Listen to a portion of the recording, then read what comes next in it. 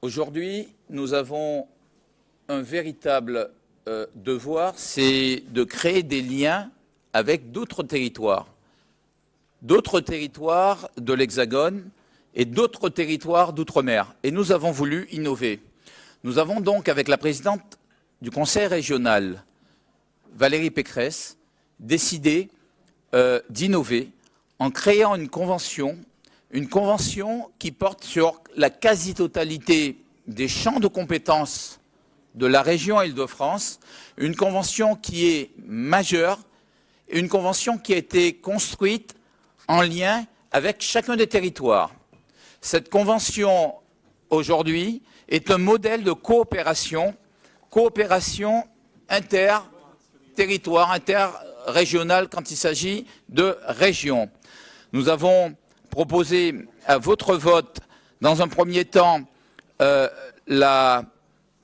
l'approbation de cette convention pour la Guadeloupe, la Guyane et la Réunion.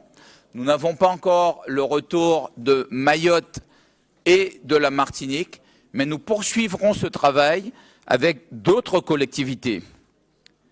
Nous allons travailler sur tous les champs, je vous l'ai dit, la culture, le sport, la citoyenneté, l'égalité, la solidarité, l'aménagement, la santé, le développement, l'économie, le tourisme, la jeunesse, la formation professionnelle, les ressources humaines, l'accueil des étudiants, la recherche et la prévention contre un certain nombre de problématiques sanitaires, dont la drépanocytose.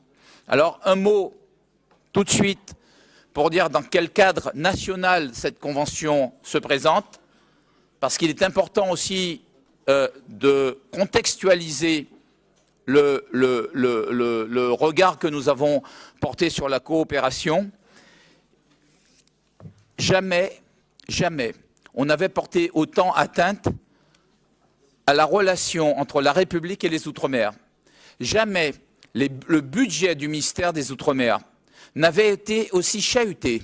Des lignes qui, jusqu'à présent, avaient été sacralisées par tous les présidents de la République, tous, quels qu'ils soient. Je ne vais pas remonter à François Mitterrand. Je pourrais citer, bien sûr, Jacques Chirac. Je pourrais citer également Nicolas Sarkozy. Je pourrais citer François Hollande. Jamais on n'a eu un tel retour en arrière.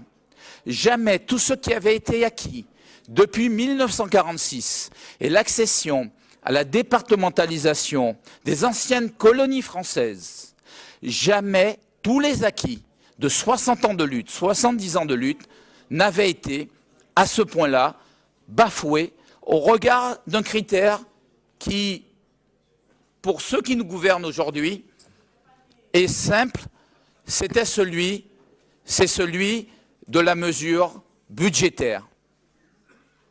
Les territoires d'outre-mer vivent aujourd'hui un véritable drame social, sociétal, économique, environnemental, sanitaire, avec des retards de développement majeurs, avec des taux de chômage pour les jeunes qui avoisinent 60%. Il n'y a aucun territoire de l'Hexagone, aucune banlieue de l'Hexagone qui cumule autant de déficits, des retards en termes de santé publique, entre 20 et 55 ans, des taux de pauvreté comme à La Réunion, de 40%, c'est 15% en moyenne nationale. Et malgré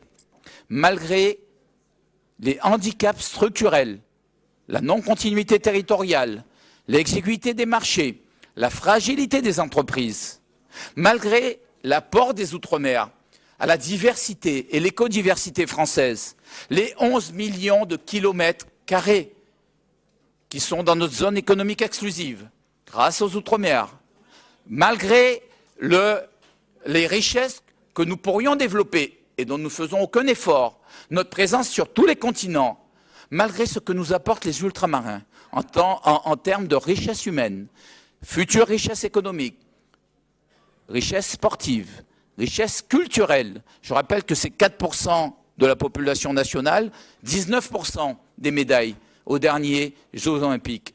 Malgré tout ce que l'outre-mer apporte à la France, cette histoire mêlée, cette histoire de solidarité, eh bien, l'actuel gouvernement a décidé de faire table rase de tout ça et de revenir sur tous les acquis des Outre-mer.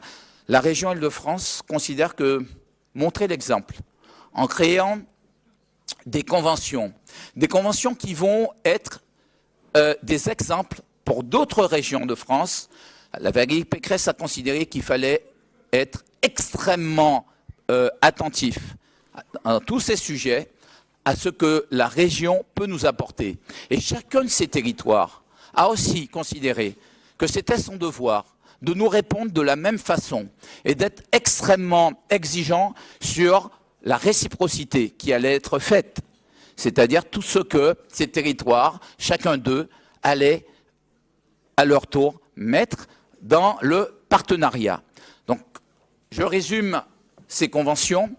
Vous les avez, vous voyez à quel point ces conventions sont majeures. Je résume ce partenariat en parlant de la façon dont ça a été élaboré. J'ai eu une mission de la présidente pour écrire avec tous les services cette charte.